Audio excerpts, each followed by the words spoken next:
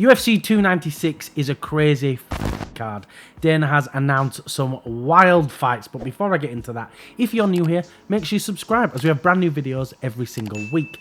So, like I said, Dana has booked some crazy fights. We have Shavkat versus Wonderboy, Luke versus Gary, and the craziest of them all, Paddy Pimblett versus Tony Ferguson. No, don't do it! No, don't do it! Terrible, terrible matchmaking. I'm not sure why they'd book Tony versus Paddy, but let's get into that in a minute. Let's take a look at the rest of the card first. So, in the main event, we have Colby Covington versus Leon Edwards. Finally, this division is moving again. Leon cheated his way to a victory at UFC 286 and killed a division alongside it.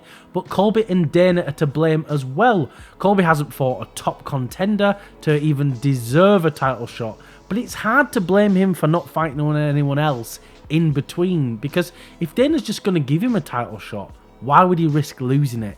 There's no advantage of him taking another fight. Dana jumped the gun on this a little too early. It slowed down the whole division, and all the fighters now are just waiting because they know there's not a title opportunity. So why are they going to risk their spot?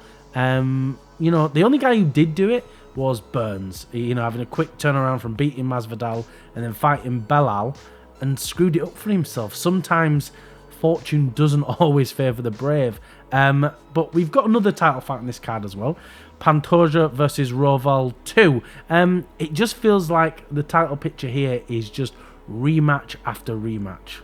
Our battle ended 500 years ago. Well, now I'm ready for a rematch. Took you long enough.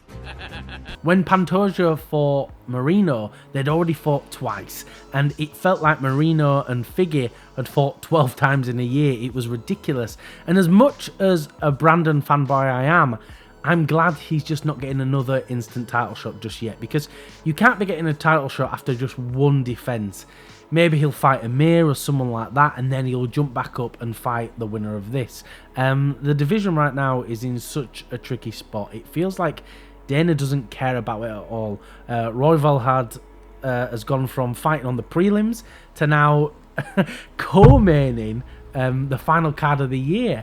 Dana has wanted to get rid of this division for a long time, and I'm not sure why. I think it's a great division and has some of the best fights. Look at Felipe versus Cap at 293. That was my favourite fight on the whole card. I just wish the UFC had pushed that division forward more. Then we have Tony versus Paddy. Well, the dreaded fight. Genuinely, when I woke up and I heard the news that Tony was fighting Paddy, I couldn't believe it. I genuinely thought it was a joke. This is just such strange matchmaking. Tony's on a 6-fight losing streak and Paddy's on a 6-fight winning streak. The logic of putting these two together just makes zero sense. Tony's been submitted twice in his last 2 fights, and say what you want about Paddy, but he's got some great submissions under his belt. And there's no denying that at all. And it just feels like Tony's just going to wedge his head under Paddy's arms and give him a free win. Are you choking? Are you choking? It's also not a good fight for Paddy right now either. Sure, I understand a win over Tony has great name value, but Paddy's already an established name, just after 4 fights in the UFC, and a win over Tony doesn't do Paddy any favours right now. He came off an awful fight with Jared Gordon, and it really brought into question sort of his skill level, and a lot of people are saying he's a fraud and all that kind of stuff, and I don't know if I agree with that necessarily, but he needs to sort of answer these questions about the level he is as a fighter, and he needs to beat a high level opponent, certainly in skill, not necessarily in rankings, and Tony unfortunately isn't high level anymore, and if Paddy loses this fight, it's probably over for him. But on the topic of an old man getting a whooping, we move on to Shavkat versus Wonderboy. Why would Wonderboy take this fight? It's just, Shavkat's a beast. He's too young, he's too well rounded, and he's just going to rag poor Wonderboy about. I mean, yeah, Wonderboy's got decent submission defense, and he's a fantastic striker, maybe one of the best to ever do it. But his takedown defense is nothing special, and I feel like Shavkat is just going to rag him around.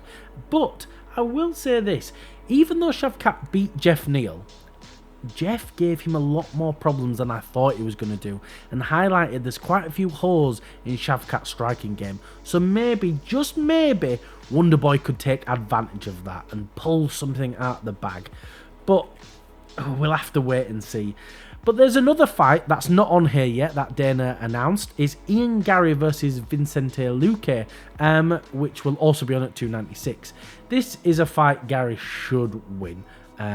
He's a better striker, and it's a fantastic win for him if he can pull it off, and it sticks him into that top 10. I do worry a little bit about Luque, especially after his brain injury and all that kind of stuff. I'd rather not see him fight if we can, but you know, it is what it is. You know, he's a fully grown man, he can do what he wants. I just unfortunately don't see him being able to do too much to Garry. I think if you're going to beat Ian Garry, you're going to have a real strong base of wrestling, because Gary's striking's just too good. I think it's a wild card, and I'm really looking forward to it. Thank you for watching. If you can like, comment and subscribe, it really does help us out.